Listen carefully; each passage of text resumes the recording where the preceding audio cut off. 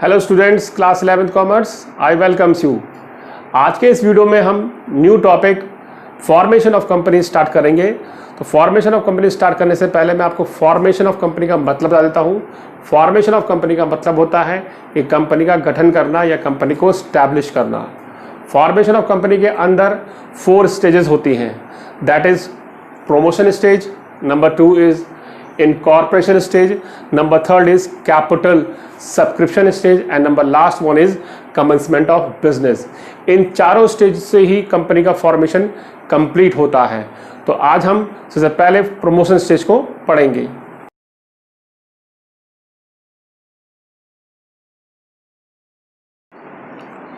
Now come to the first stage, that is promotion stage। Start करते हैं। Promotion stage includes all the steps right from conception। Conception माने यहाँ पर होता है सोच, कि जब हम कंपनी स्टार्टिंग के बारे में सोच रहे होते हैं, कंपनी को स्टैब्लिश करने के बारे में सोच रहे होते हैं, तो वहीं उसी पॉइंट से आपकी प्रमोशन स्टेज स्टार्ट हो जाती है। तो right from the conception of idea to starting the company till it is formed, कि जब हमने कंपनी को स्टार्ट करने के बारे में सोचा और जब तक वो फॉर्म नहीं होती तब तक वो स्टेज आपके प्रमोशन होता है। Clear? Now it involves discovery of business idea. यहाँ पर हम प्रमोशन स्टेज के अंदर बिजनेस आइडिया की डिस्कवरी, खोज करते हैं हम कि हमें कैसा बिजनेस करना चाहिए। Investigation and assembling of necessary resources to set up the business. और हम यहाँ पर इन्वेस्टिगेट भी करते हैं कि हमें कैसे रिसोर्सेज असेंबल करने हैं ताकि हम अपने बिजनेस को सेटअप कर सकें। लास्ट में लिखा है बच्चों, the person who performs all the activities during promotion stage is known as promoter. Promotion stage के अंदर ये सारे काम कि conception of business idea, discovery of business idea, assembling and investigation of resources for the business, ये सारे काम जो पर्सन करता है उसको हम प्रमोटर बोलते हैं।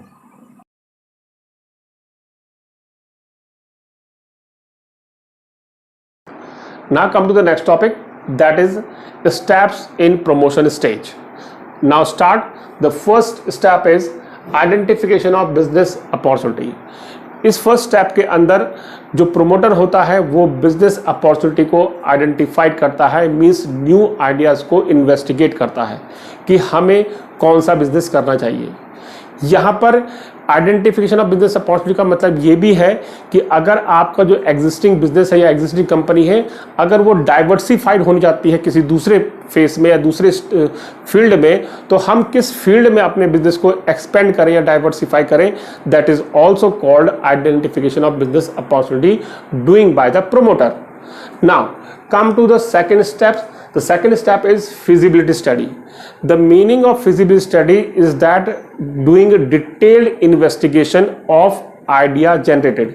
जो आइडिया हमने जनरेट किया है बिजनेस करने का, उसका हम डिटेल इन्वेस्टिगेशन करते हैं डिफरेंट प्लेटफॉर्म्स पर, जैसे कि the cost, the profitability, the demand, the production process, कि हमारे जो बिजनेस आइडिया है उसकी कॉस्ट की इन्वेस्टिगेशन करना, उस पर कितनी कॉस्ट लग सकती है, जो हमारा बिजनेस आइडिया है उसकी प्रॉफिटेबिलिटी कितनी हो सकती है, जो हमारा बिजनेस आइडिया से प्रोडक्शन प्रोसेस कैसा होगा, जो हमारा बिजनेस आइडिया उसकी डिमांड मार्केट में कैसी होगी।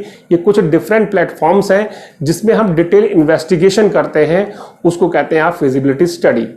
यहां पर फिजिबिलिटी स्टडी का मतलब ये भी हो सकता है कि हमारा बिजनेस कितना यूजफुल है इन डिफरेंट प्लेटफॉर्म्स पर। तो जो फिजिबिलिटी स्टडी है उनको हम ब्रॉडली 3 टाइप्स में स्टडी करते हैं। The first one is technical feasibility study, the second one is financial feasibility study and third one is economical feasibility study। यहाँ पर टेक्निकल feasibility study का मतलब है कि हमने जो बिजनेस आइडिया जनरेट किया है वो हमारे लिए कितना टेक्निकल फिजिबल है, if we are able to arrange raw materials, inputs, technology. अगर हमारा जो बिजनेस आइडिया है उसके अकॉर्डिंग हम रॉ मटेरियल्स अरेंज कर पा रहे हैं, इनपुट्स अरेंज कर पा रहे हैं, टेक्नोलॉजी अरेंज कर पा रहे हैं, तो हमारा बिजनेस आइडिया टेक्निकल फिजिबल है। If there is problem in arranging the raw materials और inputs etcetera, that means that business idea is not technically feasible, that is technical unfeasible हो जाएगा। सेकंड ग्राउंड है हमारा फाइनेंशियल फिजिबिलिटी का मतलब होता है कि हम अपने बिजनेस आइडिया जो जनरेट किया है उसके लिए हम फंड्स कैसे अरेंज कर पाते हैं। कि हम अपने बिजनेस आइडिया जो जनरेट किया उसके हम फंड्स आसानी से अरेंज हो रहे हैं या नहीं। अगर हम फंड्स अरेंज कर पाते हैं अपने बिजनेस आइडिया को चलाने के लिए, बिजनेस को सेटअप करने के लिए, तो that means our business idea is feasibly financially feasible हो जाता है। Now number third is economically. बहुत से बिजनेस आइडिया ऐसे होते हैं जो अबेंडेंट हो जाते हैं, जो समाप्त हो जाते हैं, खत्म हो जाते हैं इसी बैकग्राउंड पर, इसी मैटर्स पर कि वो बिजनेस आइडिया इकोनॉमिकल फिजिबल नहीं होते हैं, मीन्स वो प्रॉफिटेबल नहीं हो पाते हैं। कि हम बहुत से बिजनेस आइडिया पे काम करना शुरू तो करते हैं, लेकिन कुछ ही महीनों बाद या कुछ ही साल के अंदर वो बिजनेस इसलिए शट डाउन हो जाता है क्योंकि वो इकोनॉमिकल फिजिबल नहीं हो पाता, वो आपको इतना प्रॉफिट नहीं दे पाता है। तो यहां पर प्रोमोटर का काम यही होता है कि वो इन तीनों फील्ड्स को अच्छी तरीके से इन्वेस्टिगेट करे, तो वो फिजिबिलिटी स्टडी कहलाता है। Now the third step is name approval. Name approval is the third important step in the promotion stage.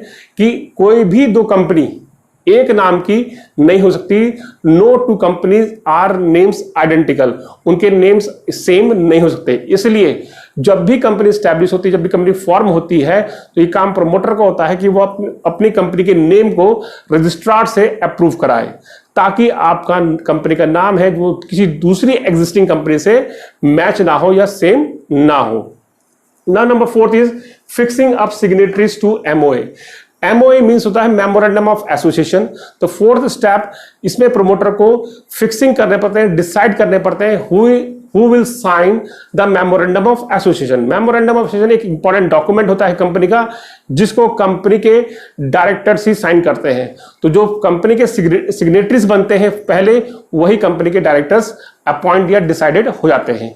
Now come to the next, that is appointment of professional. इस stage पर जो वो promoter होता है वो कुछ प्रोफेशनल्स को appoint करता है, like brokers, bankers, underwriters. These are the some professionals who assures that, like brokers और underwriters, that company can easily arrange the funds और कैपिटल। यहां पर जब ब्रोकर्स को अपॉइंट करते हैं और अंडरराइटर्स को अपॉइंट करते हैं, तो वो इसलिए अपॉइंट किए जाते हैं कि ताकि वो कंपनी को एश्योर करें कि company such amount of capital easily arrange कर लेगी। और the third one is banker. Banker is also appointed by the promoter at the starting of the company, because bank is necessary for the smooth functioning of the company. Now the last one is preparation of necessary document. Necessary document को prepare करना ये भी जिम्मेदारी होती है promoter की, और वो डॉक्यूमेंट प्रिपेयर करके आपको अपने रजिस्ट्रार ऑफिस में, कंपनी के रजिस्ट्रार ऑफिस में सबमिट कराने पड़ते हैं। डॉक्यूमेंट जैसे कि मेमोरेंडम ऑफ एसोसिएशन, इसके बारे में डिटेल में हम आगे पढ़ेंगे, articles of association, prospectus etcetera. ये कुछ इंपॉर्टेंट डॉक्यूमेंट्स होते हैं जो कंपनी को प्रिपेयर करने पड़ते हैं और रजिस्ट्रार ऑफिस में सबमिट कराने पड़ते हैं।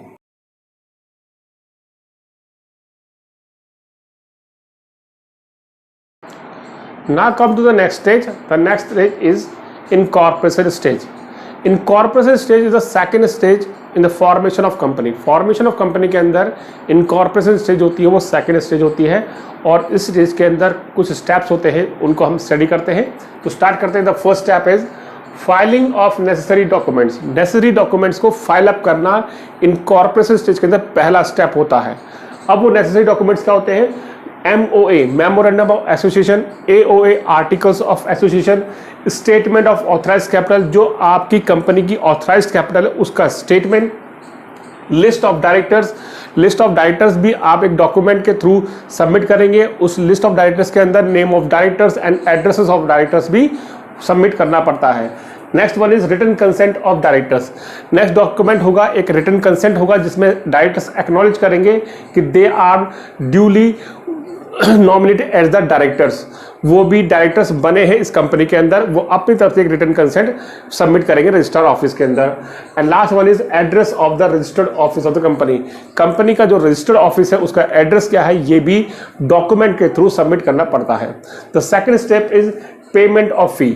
Along with filing of documents, we have to submit the registration fee to the registrar office. हमें रजिस्ट्रेशन फीस भी सबमिट करनी पड़ती है अपने रजिस्ट्रार ऑफिस के ऊपर।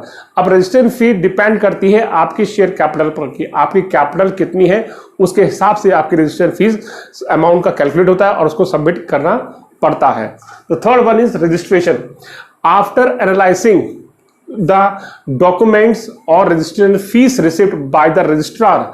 रजिस्ट्रार जब आपके डॉक्यूमेंट को एनालाइज कर लेता है, उनकी अथेंटिसिटी को भी प्रूव कर चेक कर लेता है या वेरीफाई कर लेता है, और फीस रिसिप्ट जो आपने जमा करी है उसकी रिसिप्ट को भी चेक कर लेता है, और वो अगर सेटिस्फाई है तब वो रजिस्ट्रार अपने रजिस्टर में आपकी कंपनी का नाम एंटर कर लेता है, कि वो रजिस्ट्रार ऑफिस में जाकर आप अपनी कंपनी का नाम एंटर करवाते हैं। When the registration is gone up या finish up, the certificate of incorporation, तब रजिस्ट्रार आपको सर्टिफिकेट ऑफ इनकॉर्पोरेशन इशू कर देता है। तो certificate of incorporation is the legally shows that कि your company got separate legal existence. जैसे ही आपको कंपनी के रजिस्टर ऑफिस से सर्टिफिकेट ऑफ इनकॉर्पोरेशन मिलता है तो कंपनी की सेपरेट लीगल एग्जिस्टेंस वहीं से स्टार्ट हो जाती है, वहीं से स्टैब्लिश हो जाती है। यहां पर सर्टिफिकेट ऑफ इनकॉर्पोरेशन को थोड़ा हम यहां पर डिटेल में पढ़ेंगे, बहुत ही इंपॉर्टेंट पॉइंट है कि company legally born on the date printed on the certificate of incorporation. Company का लीगली बॉर्न उसी दिन से माना जाता है जो डेट कंपनी के सर्टिफिकेट में प्रिंटेड होती है, छपी भी होती है। तो सर्टिफिकेट ऑफ इनकॉर्पोरेशन है, उस पर जो डेट मेंशन है या प्रिंटेड है वही डेट कंपनी की लीगली बॉर्न डेट कहलाती है, या उसी डेट पर कंपनी की लीगल सेपरेट एंटिटी हो जाती है अलॉन्ग विद देयर मेंबर्स, अपने मेंबर से अलग। यहां पर एक बात और ध्यान रखनी है, it is conclusively evidence of the legal existence of the company. Conclusive मतलब होता है कि अगर आपकी फॉर्मेलिटीज में कुछ कमियां भी रह गई हैं और अगर आपको सर्टिफिकेट उसके बाद भी इशू हो गया है तो आपकी कंपनी वहां से इनकॉर्पोरेट अपना बिजनेस स्टार्ट कर सकती है, इनकॉर्पोरेशन उसकी मानी जाएगी, एस्टैब्लिशमेंट उसका माना जाएगा। यहां पर बच्चों एक बात ध्यान ये भी रखनी है, सपोज कीजिए आपको जो सर्टिफिकेट ऑफ इनकॉर्पोरेशन है वो 24 ऑफ अगस्त को मिला है, कि आपके हाथ में सर्टिफिकेट ऑफ इनकॉर्पोरेशन कब आया, 24 ऑफ अगस्त को, लेकिन सर्टिफिकेट पे जो डेट लिखी हुई थी वो लिखी थी 22 ऑफ अगस्त, 22 ऑफ अगस्त। इसका मतलब अगर आपने 23 को भी कंपनी के थ्रू कोई डीलिंग की है तो वो भी लीगल एक्टिविटी मानी जाएगी, क्योंकि कंपनी की जो सर्टिफिकेट ऑफ इनकॉर्पोरेशन में जो डेट लिखी हुई थी वो थी 22 ऑफ अगस्त। तो उसी डेट से कंपनी की सेपरेट लीगल एग्जिस्टेंस इशू हो चुकी है, एस्टैब्लिश हो चुकी है।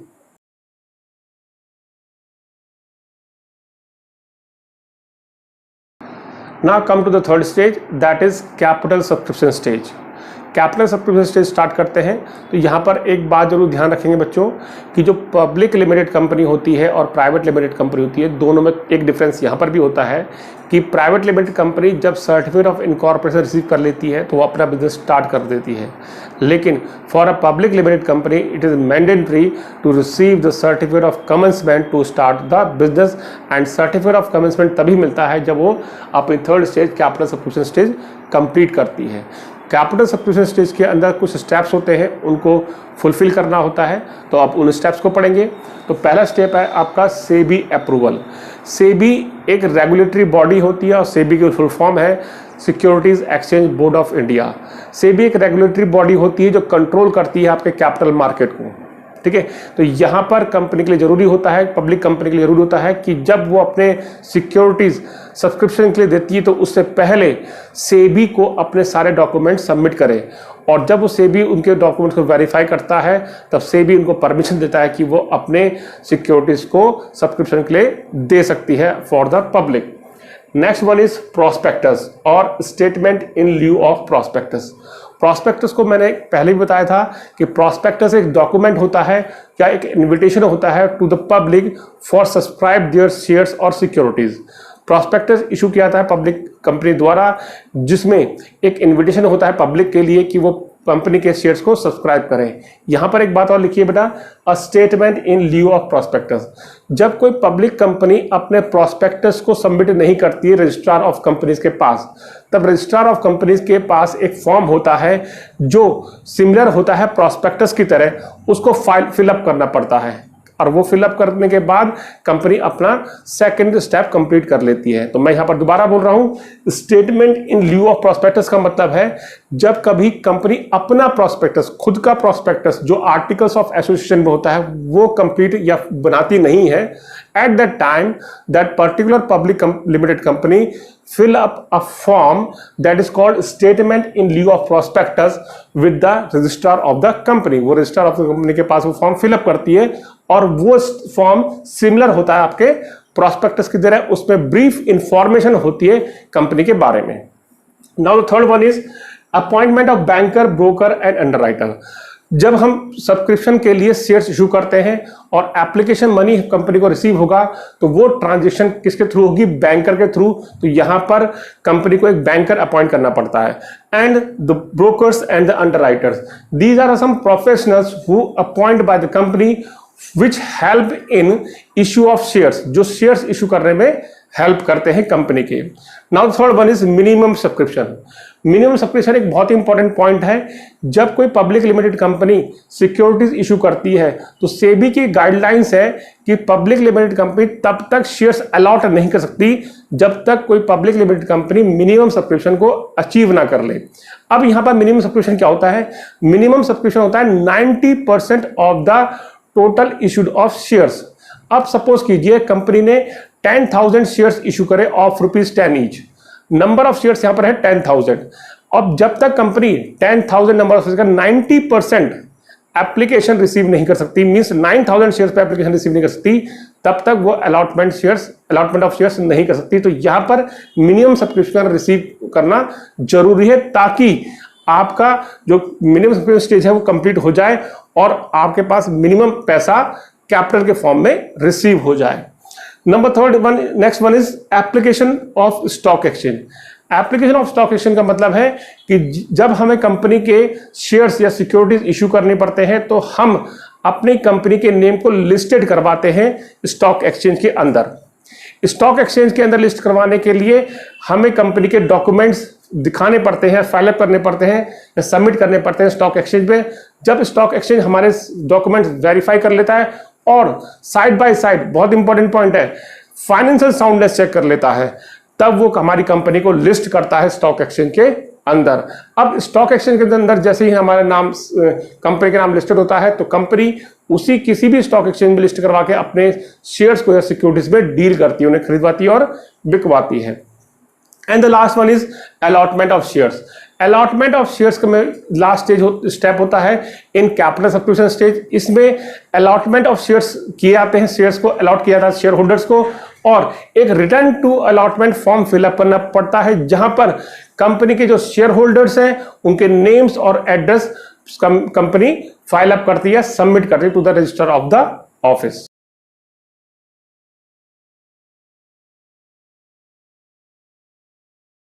Now come to the next and final stage, that is called commencement of business। Public limited company के लिए commencement of business एक लास्ट स्टेज होती है जहां से वो अपना बिजनेस स्टार्ट कर सकता है और यहां पर उसे certificate of commencement of business प्राप्त होता है या मिलता है। After subscribing the securities and receiving the minimum subscription, जब सिक्योरिटी सब्सक्राइब हो जाती है, मीन्स पब्लिक शेयर्स को सब्सक्राइब करती, खरीदती है और मिनिमम सब्सक्रिप्शन कंपनी को रिसीव होता है, the company applies to the registrar to issue the certificate of commencement। कंपनी रजिस्ट्रार ऑफिस में अप्लाई करती है to issue the certificate of commencement. जब कंपनी अप्लाई करती है तो कुछ डॉक्यूमेंट वो एप्लीकेशन के साथ सबमिट करती है। उन डॉक्यूमेंट से सबसे पहला डॉक्यूमेंट है a declaration that shares payable in cash have been subscribed for and minimum subscription received. Declaration ये घोषणा होती है कंपनी की तरफ से कि हमें मिनिमम सब्सक्रिप्शन मिल चुका है और जो शेयर्स है वो कैश में पेबल है, शेयर्स कैश में दिए जाएंगे या लिए जाएंगे। सेकंड इस पॉइंट है a declaration that every directors had paid in cash the application and allotment money of shares. एक दूसरी घोषणा ये होती है कि जितने भी डायरेक्टर्स हैं, हर एक डायरेक्टर्स ने एप्लीकेशन मनी और अलॉटमेंट मनी कैश में पे किया है। And finally a declaration that no money is pending to pay back to the applicants। कोई भी एप्लीकेंट्स के पेंडिंग मनी कंपनी के ऊपर नहीं है, ये भी कंपनी डिक्लेयर करके देती है, घोषणा करके देती है। जब ये तीनों डॉक्यूमेंट कंपनी रजिस्टर ऑफिस में जमा करती है, अपने डिक्लेरेशन डायरेक्टर्स के साइन किए आते हैं डॉक्यूमेंट्स में, तब कंपनी को रजिस्टर ऑफिस में सर्टिफिकेट ऑफ कमेंसमेंट इशू होता है और यहाँ से पब्लिक लिमिटेड कंपनी अपना बिजनेस स्टार्ट करती है, अपना बिजनेस कमेंस कर देती है। तो बच्चों यहाँ पर आपका फोर्थ स्टेज भी कंप्लीट हुआ, तो फॉर्मेशन ऑफ कंपनी यहाँ पर फिनिश होता है। होप सो आपको ये टॉपिक समझ में आया होगा और अच्छा भी लगा होगा। मैं ये आशा करता हूँ आप मेरे वीडियोस को लाइक करें और मेरे चैनल को सब्सक्राइब करें। और एक बहुत ही बड़ा थैंक्स है उन बच्चों के लिए, उन लोगों के लिए जिन्होंने मेरा चैनल सब्सक्राइब किया है। इस वीडियो से रिलेटेड जो भी थ्योरेटिकल पार्ट है उसके मैं आपको नोट्स डिस्क्रिप्शन में लिंक में दूंगा, आप उन नोट्स को पढ़िएगा और समझिएगा। Thank you.